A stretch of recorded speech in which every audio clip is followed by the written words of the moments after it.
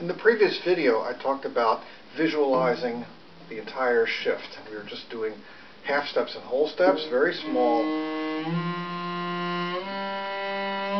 We talked about making a decision where you're going to go, and then just like throwing a paper in a wastebasket, you execute, you let your body do it. If it's wrong, you go back and try again, but always visualizing where you're going to go. Now, as we get to wider and wider shifts, another element of this will kick in, and that is what I call the whip element, the whip shift. Now, you know how a whip moves. You crack one end of it, your hand moves first, but by the time it gets to the tail of the whip, it's much later than the motion of your hand. This is a little bit like bow changing, where the idea is that the larger part of your body moves a little bit ahead, and that the last thing to follow is the smaller part, in this case the finger. So when I'm shifting, let's say a wider interval, like a fourth, I visualize where I'm going to go, then the arm begins to travel, and the hand follows. And that is the whip action. I'll exaggerate it.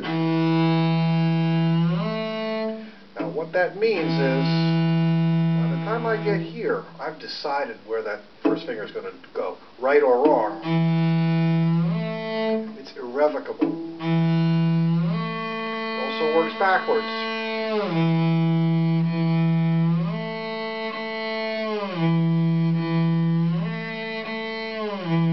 This will give your shifting momentum, it will give it direction, visualization, and also a kind of a certainty, which just sounds good.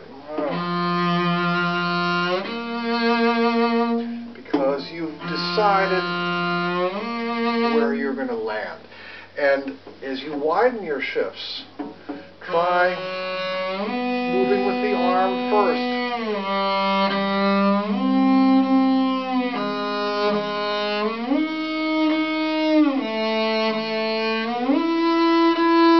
That gentle whipping motion between positions will help you get there with confidence, but build it up slowly from the smallest intervals to the largest intervals until eventually you're coming to full octaves.